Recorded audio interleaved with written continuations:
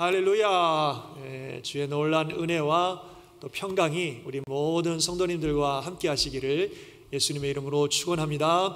아멘. 자, 오늘 본문 말씀 중심으로 구별된 삶, 이런 제목으로 함께 말씀을 듣도록 하겠습니다. 우리 제목 같이 한번 읽어볼까요? 시작. 구별된 삶. 구별된 삶. 우리 성도가 구별된 삶을 살아야 한다 하는 건 우리가 많이 알고 있는데, 도대체 구별된 삶을 산다는 건 어떻게 사는 걸까요? 또 우리가 꼭 왜 그렇게 구별된 삶을 살아야 할까요? 하는 부분들을 오늘 말씀을 통해서 함께 나누려고 합니다. 경청하시고 또 큰 깨달음이 되시고 또 우리 삶의 실천이 되셔서 정말 하나님이 기뻐하시는 성도로서의 구별된 삶을 살아가는 그런 은혜와 축복이 함께 하시기를 주님의 이름으로 다시 한번 축원합니다. 아멘. 자, 오늘 본문 우리가 좀 읽으셨는데, 아담에서부터 노아 시대에 이르기까지 많은 시간이 지난 후에 세상의 모습에 대해서 말씀을 하고 있습니다. 아담의 족보에 의하면 아담에서부터 노아가 태어날 때까지 계산해 보면 1056년쯤 돼요. 근데 이 말씀이 이 노아에게 임하실 때에 아직 홍수가 나기 120년 전이니까 노아가 480세쯤 되었을 때입니다. 그걸 다 더하면 아담으로부터 1536년쯤 지난 시점이에요. 그러니까 뭐 대략 잡아서 1600년이라고 그냥 그렇게 하면 좋을 것 같은데, 그래서 아담으로부터 1600년쯤 지난 그런 상황입니다. 그런데 이 아담으로부터 1600년이 지나는 동안 정말 사람들의 수는 많이 불어났습니다만, 그러나 세상의 상황이 아주 안 좋습니다. 본문에 보니까 이렇게 시작을 하고 있어요. 사람이 땅 위에 번성하기 시작할 때에 그들에게서 딸들이 나니 하나님의 아들들이 사람의 딸들의 아름다움을 보고 자기들이 좋아하는 모든 여자를 아내로 삼는지라 이랬어요. 여기 보니까 하나님의 아들들이라는 말이 나오고 또 사람의 딸들이라는 말이 나오는데, 도대체 하나님의 아들들과 사람의 딸들을 누구를 가리키는가 몇몇 의견들이 있습니다. 혹자는 하나님의 아들들은 천사들이고 사람의 딸들은 사람이라서 천사와 사람이 성적 관계를 맺어갖고 태어난 자식들이 본문에서 얘기하고 있는 네필임 거인들이다 이런 그런 얘기들도 돌아다니는 것 같습니다만, 그거는 받아들일 수 없는 얘기고, 이 하나님의 아들들은 셋의 후손들로서 하나님을 믿는 경건한 자손들을 말하는 것이고, 사람의 딸들은 가인의 후손을 이루었던 하나님을 떠난 불경건한 자손들을 의미한다, 그렇게 봅니다. 그래서 앞에 4장에서 보셨던 것처럼 하나님을 떠나 자신들만의 도시와 문명을 만들었던 가인의 후손들은 참으로 음란하고 폭력적인 그런 문화 속에 살아갔습니다. 그러나 아담의 신앙을 이어받은 셋의 후손들은 여호와 하나님의 이름을 부르며 하나님을 믿고 하나님을 섬기는 신앙의 삶을 살았다는 것입니다. 그런데 1600여 년이 지난 지금 상황이 아주 안 좋아졌습니다.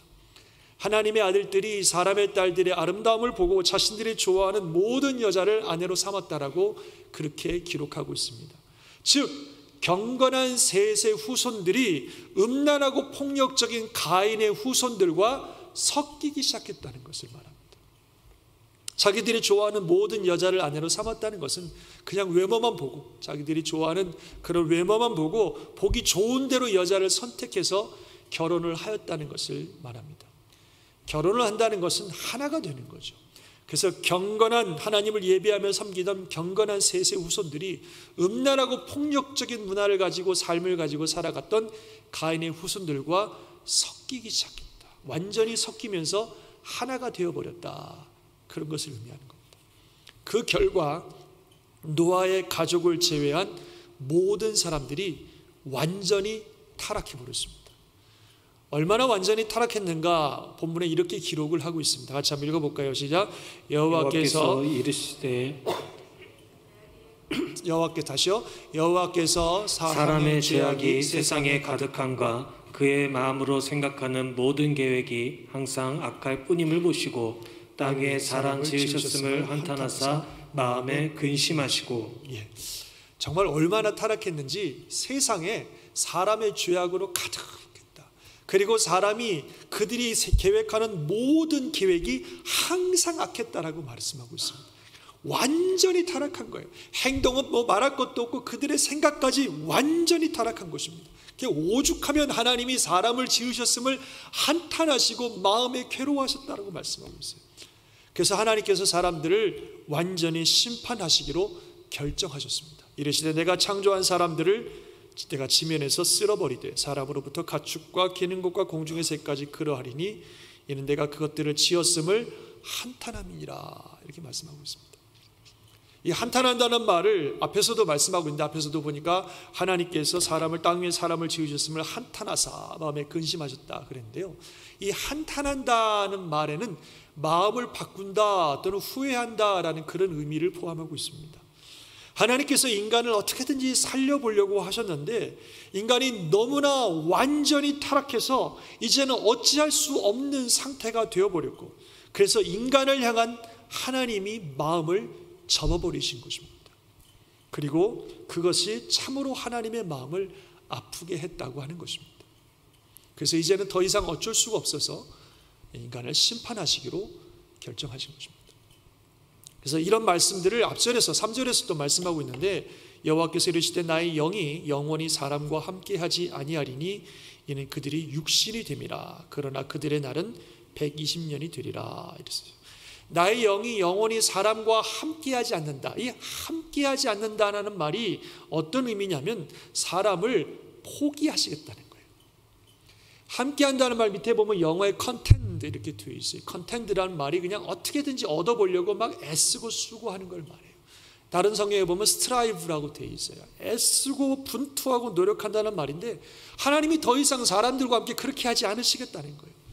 계속해서 타락해가는 이 사람들을 어떻게든지 살려보려고, 어떻게든지 돌이켜보게 하시려고 1600년 동안이나 애를 쓰고 수고하시고 노력하시고 기다려주셨는데, 이 사람들이 도대체 하나님 말씀을 듣지 아니하고 이제는 타락한 세상과 완전히 섞여서 완전히 타락해버린 이 모습을 보면서, 그리고 그들이 이제는 육신이 되어버렸습니다. 영적 존재로서의 하나님의 영은 다 잃어버리고 육적 존재로 완전히 전락해버려서 신앙이고 뭐고 다 잃어버린 그런 육신이 되어버린 그 모습을 보면서 하나님이 더 이상 이제는 이들과 분투하고 노력하지 않겠다. 더 이상 내가 애쓰지 않겠다. 이제 그만하겠다.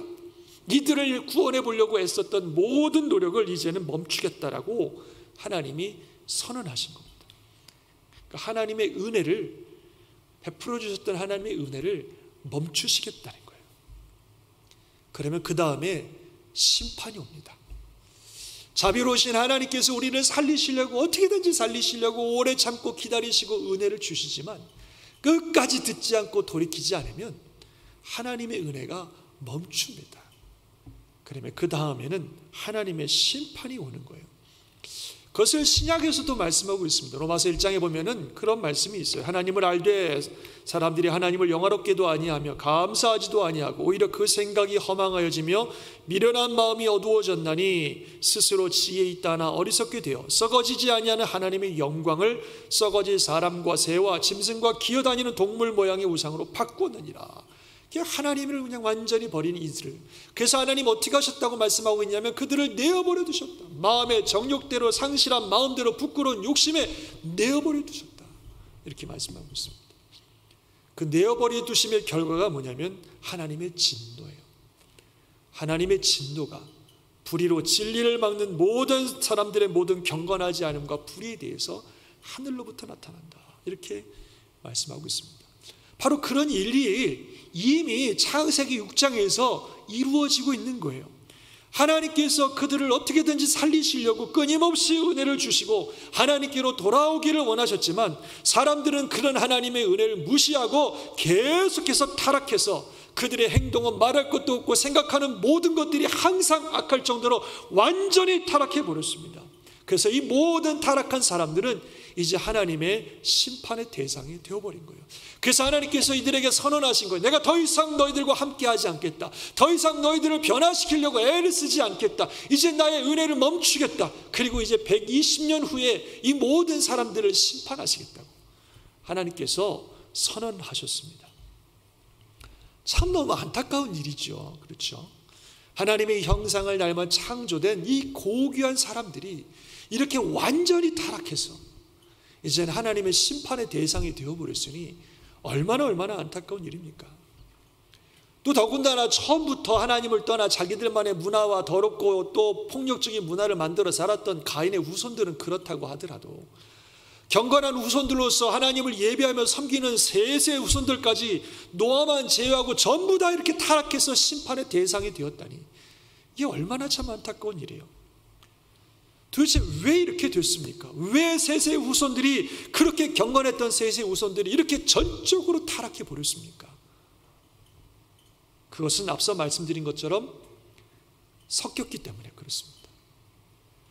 경건한 하나님의 사람들이 타락한 세상과 섞여버렸기 때문에 그렇습니다. 경건한 하나님의 사람들이 거룩하고 구별된 삶을 살지 아니하고 세상과 섞여버리고, 그래서 그들의 경건함을 다 잃어버렸기 때문에, 그래서 결국 이렇게 완전히 타락하였습니다. 그래서 그들도 다 모두 심판의 대상이 되어버렸다는 사실을 우리는 본문을 통해서 알게 되는 것입니다. 그래서 우리는 분명히 알게 되고 또 알아야 됩니다. 경건한 하나님의 사람들은 타락한 세상과 섞여서는 안 됩니다. 경건한 하나님의 사람들은 타락한 세상과 구별된 삶을 살아야 하는 것을 믿으시기 바랍니다. 아멘 하시기 바랍니다. 경건한 사람들이 구별된 삶을 살지 아니하고 세상과 섞여버리면 그 신앙, 그 경건, 어찌 보면 그 생명을 다 잃어버리고 완전히 이렇게 타락해버린다는 거예요. 그래서 경건한 하나님의 사람들은 세상과 구별된 그런 삶을 삶으로 하나님께 주신 이 경건과 신앙을 유지하며 살아야 되는 것입니다. 저와 여러분이 그런 신앙의 삶들을 살아갈 수 있기를, 구별된 삶을 살아갈 수 있기를 주님의 이름으로 축원합니다. 그러면 어떻게 사는 게 구별된 삶을 사는 것입니까? 이 타락한 세상과 구별된 삶을 사는 것입니까? 그냥 세상과 완전히 동떨어져서 우리끼리만의 공동체를 만들고 살아야 됩니까? 어떻게 하는 겁니까? 세상과 구별된 삶을 산다는 게 어떻게 사는 것이고 어떤 구별을 해야 되는 것입니까? 많은 말씀들을 드릴 수 있겠지만 지금까지 우리가 창세기를 통해서 주셨던 말씀 중에 이 구별에 대해서 주신 말씀들이 있어요. 그래서 그 말씀들 다시 한번 리마인드하면서 성경에서 창세기에서 구별된 삶이라고 하는 것을 어떻게 말씀하고 있는지 우리가 다시 한번 기억하고 그것을 실천할 수 있기 바랍니다. 어찌 보면 구별된 삶을 산다고 했을 때 가장 기본적이고 중요한 구별이 바로 지금까지 우리에게 주셨던, 창세기를 통해 주셨던 구별에 대한 하나님의 말씀입니다. 그래서 그것을 다시 한번 정리해 보도록 해보겠습니다. 어떤 구별을 창세기에서는 우리에게 말씀하셨는가 하면 첫 번째로는 시간의 구별을 말씀하셨습니다. 다 같이 한번 시간의 구별. 시간의 구별. 창세기 2장에서 안식일에 대해서 말씀하시면서 들은 말씀입니다. 하나님이 그 일곱째 날을 복되게 하사 거룩하게 하셨으니 이는 하나님이 그 창조하시며 만드시던 모든 일을 마치시고 그날에 안식하셨음이니라. 이 말씀 기억나시죠? 하나님께서 모든 창조를 마치시고 일곱째 날을 복되게 하시고 거룩하게 하셨습니다. 거룩하게 하셨다는 말은 그날을 구별하셨다는 말이에요. 거룩이라고 하는 말은 구별이라고 하는 의미를 가지고 있기 때문에 이 날을 거룩하게 하셨다는 것은 구별하셨다는 겁니다. 그래서 하나님이 천지를 만드시고 가장 먼저 구별하신 것은 시간입니다. 시간. 세상의 모든 것들이 완전하고 정결하게 창조된 그때부터, 태초부터 하나님께서 특별하게 구별하신 게 시간이에요. 시간. 그래서 우리 성도들이 구별된 삶을 산다고 할 때에 제일 먼저 구별해야 되는 건 시간입니다. 시간을 구별해야 돼요. 하나님께 드려야 되는 시간, 이 시간을 구별해 드리는 것이 성도로서의 구별된 삶을 살아가는 가장 기본적이고 중요한 모습이라는 겁니다. 우리가 각자 처해진 상황도 다르고 여건도 다르고 환경도 다르고 다 다릅니다만 모든 사람들이 똑같이 받은 게 시간이에요. 돈이 많다고 시간을 더 받는 거 아니고 재능이 많고 권세가 있다고 시간을 더 받는 게 아닙니다.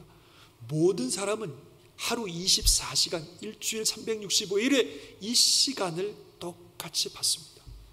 그래서 우리가 시간을 하나님께 드린다는 게 너무너무 중요한 거예요.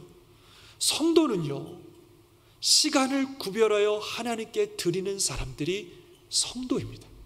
그게 성도로서의 구별된 삶의 기초예요. 먼저 일주일 중에 하루 주님의 날을 구별하여 드리는 것이 구별된 성도의 삶입니다.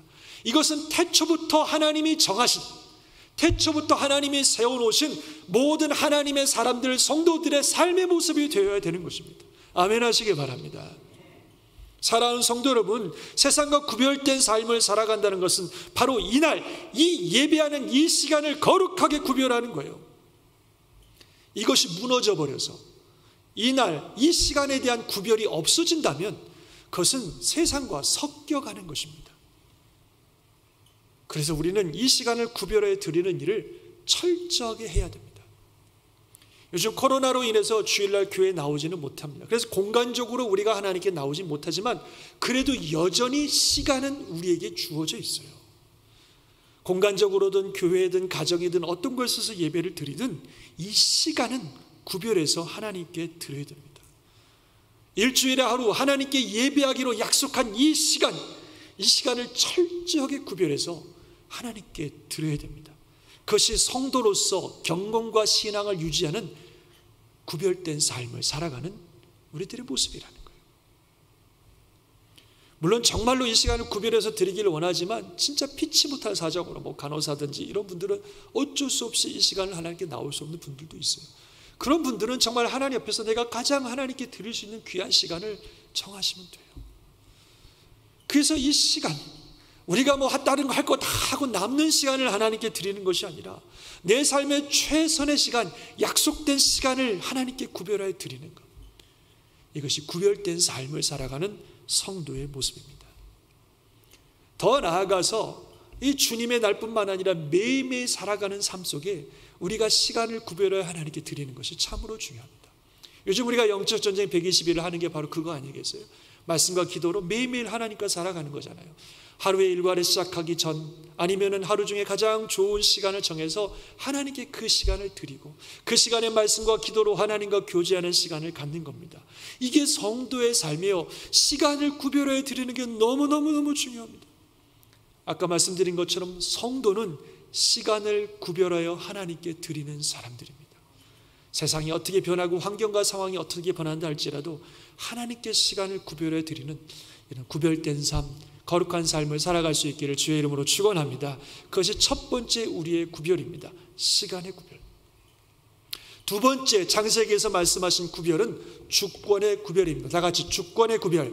주권의 구별. 이건 창세기 2장에서 말씀하신 선악과에 대한 말씀에서 우리에게 주신 말씀이에요. 하나님께서 아담과 하와에게 에덴 동산을 만들어 주시고 에덴 동산에 있는 모든 과실들은 네가 임으로 마음껏 먹지만 동산 중앙에 선악을 알게 하는 나무의 열매만큼은 먹지 말라 하셨습니다. 즉 선악을 알게 하는 나무의 열매를 구별하라는 거예요. 이거는 너희가 먹으면 안 된다. 이거는 구별하라는 겁니다. 그러면 도대체 선악을 알게 하는 나무의 열매를 구별하라고 하는 것은 무슨 의미일까요? 그것은 바로 삶의 주권을 구별하여 하나님께 드리라는 겁니다.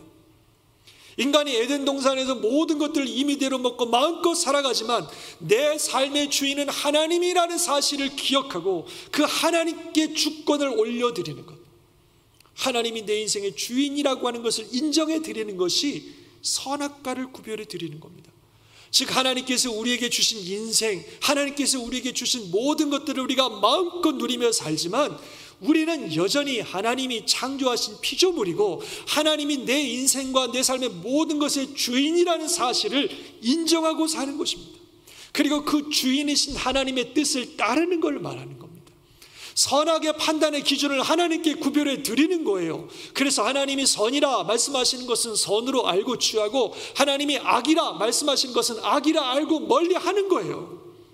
그 모든 선악의 기준을 하나님께 구별해 올려드리고 하나님을 내 인생의 주인으로 인정하면서 하는 것, 이게 그리스도인 성도의 구별된 삶입니다. 그게 성도예요. 기본적으로 내 인생의 주인은 하나님이시다. 그리고 내 삶은 하나님의 뜻을 따르는 사람이다라고 하는 것을 인정하고 사는 것, 그런 구별이 우리에게 필요하다는 겁니다. 그래서 어떤 것들을 선택할 때에 이것이 하나님의 뜻인지, 이것이 하나님 기뻐하는 선인지를 우리가 묻고 그 뜻을 따르는 것, 그것이 성도의 삶입니다. 오늘 본문에 소개해드렸던 이 사람들은 그걸 다 어겨버렸어요. 자신들의 아내를 선택할 때에 그냥 자기들의 육신의 정욕에 따라 타락한 여인들을 다 아내로 맞이하는 겁니다. 이게 하나님의 뜻인지 아닌지, 이게 하나님이 원하는 선인지 아닌지, 이 선택의 결과 나에게 영적으로 어떤 영향력이 미치며 하나님이 어떻게 생각하시는지 전혀 관계하지 않냐고 묻지 않고 그냥 자기들이 원하는 대로 마음껏 아내를 취하다가 결국 타락한 사람들과 완전히 섞여버렸습니다. 그래서 그 영과 경건이 다 소멸되어서 완전히 타락한 육적 존재가 되어서 결국 하나님의 심판의 대상이 된 것입니다. 구별된 성도는 내 삶의 주인이 하나님이시라는 사실을 기억하고 선악의 판단, 그 선택을 구별하여 하나님께 드리는 것입니다. 그 뜻에 맞는 삶을 사는 거죠. 사랑하는 성도 여러분, 우리는 어떻습니까? 우리의 삶의 주인이 하나님이시라는 것을 인정하십니까? 우리의 삶이 하나님의 뜻을 따라 살아가야 되는 하나님의 사람들이라는 것을 인정하십니까? 어떤 선택을 할 때에 무엇이 하나님의 뜻이고 무엇이 하나님이 원하시는 선인지를 하나님께 묻고 구하시고 그 뜻을 따라 살아가고 계십니까? 물론 우리가 항상 주의 뜻대로 살지 못하는 게 우리 고민이죠. 그러나 하나님을 믿는 성도라면 최소한 내 마음속에 내 삶의 주인은 하나님이시라는 것을 인정하고 그 뜻을 따라 살고자 하는 마음의 소원을 가지고 살아야 됩니다. 내 마음대로, 내가 하고 싶은 대로, 내 뜻대로 살아가는 존재들이 아니라 바로 성도들의 구별된 삶은 거기서부터 시작이 되는 것입니다. 저와 여러분 모두가 우리 삶의 주인이 하나님이신 것을 인정하고 그 선하신 뜻을 구하는 거룩하고 구별된 삶을 살아갈 수 있기를 주의 이름으로 축원합니다. 아멘. 세 번째 구별은 이 두 번째와 비슷하지만 이렇게 말씀드릴 수 있겠습니다. 목적의 구별입니다. 다 같이 목적의 구별. 목적의 구별. 이것은 지난 4장에 가인의 후손과 셋의 후손의 삶을 비교하는 데서 우리가 발견된 또 알 수 있는 그런 말씀들입니다. 하나님을 떠나서 자기들만의 도시와 문화를 만들었던 가인의 후손들은 그들의 삶의 목적은 온통 자기 나라, 자기 왕국, 자기 것들을 세우는 것이었습니다. 그러나 경건한 셋의 후손들은 하나님의 이름을 부르며 그들의 삶의 목적은 하나님의 나라를 이루는 것이었다고 말씀드릴 수 있겠습니다. 이것이 경건한 하나님의 사람들과 타락한 세상 사람들과의 차이고 구별입니다. 삶의 목적이 다른 것입니다. 똑같이 우리에게 주어진 삶을 열심히 살아가지만 성도는 이 세상을 살아가는 이유와 목적이 세상 사람들과 다릅니다. 그게 성도예요. 내가 이 세상 사는 동안에 이 삶을 통하여 결국 내가 아니라 하나님이 영광 받으시고 내 나라, 내 왕국, 내 세상을 만드는 것이 아니라 하나님의 나라와 하나님의 영광과 하나님의 뜻을 이루는 것이 우리 성도들이 살아가는 삶의 목적인 줄 믿습니다. 그게 구별이에요. 성도의 삶의 구별은 어떤 목적을 가지고 살아가느냐에 있습니다. 여러분들은 어떤 목적을 가지고 살고 있습니까? 예수 그리스도를 믿고 영적 생명과 영원한 생명을 소유하게 된 사람은 그 삶의 목적이 달라질 수밖에 없습니다. 같을 수가 없어요. 한때는 세상에서 권세 있고 세상에서 출세하고 세상에서 성공하는 게 인생의 온통 목적이었던 바울은 예수님을 만나고 나니까 그 모든 것들이 아무짝에도 쓸모없고 예수님만이 그의 인생의 가장 중요한 목적인 것을 그는 고백하고 있습니다. 또한 내가 모든 것을 다 해로 여기면 내 주 예수 그리스도를 아는 지식이 가장 고상하기 때문이라. 내가 그를 위하여 모든 것을 잃어버리고 배설물로 여기면 그리스도를 얻고 그 안에서 발견되려 함이니. 정말 목적이 달라져 버렸어요. 그리고 그는 이렇게 우리에게 얘기하고 있습니다. 같이 한번 읽어볼까요? 시작. 그러나 우리의 시민권은 하늘에 있는지라. 거기로부터 구원하는 자 곧 주 예수 그리스도를 기다리노니. 아멘. 이렇게 될 수밖에 없습니다.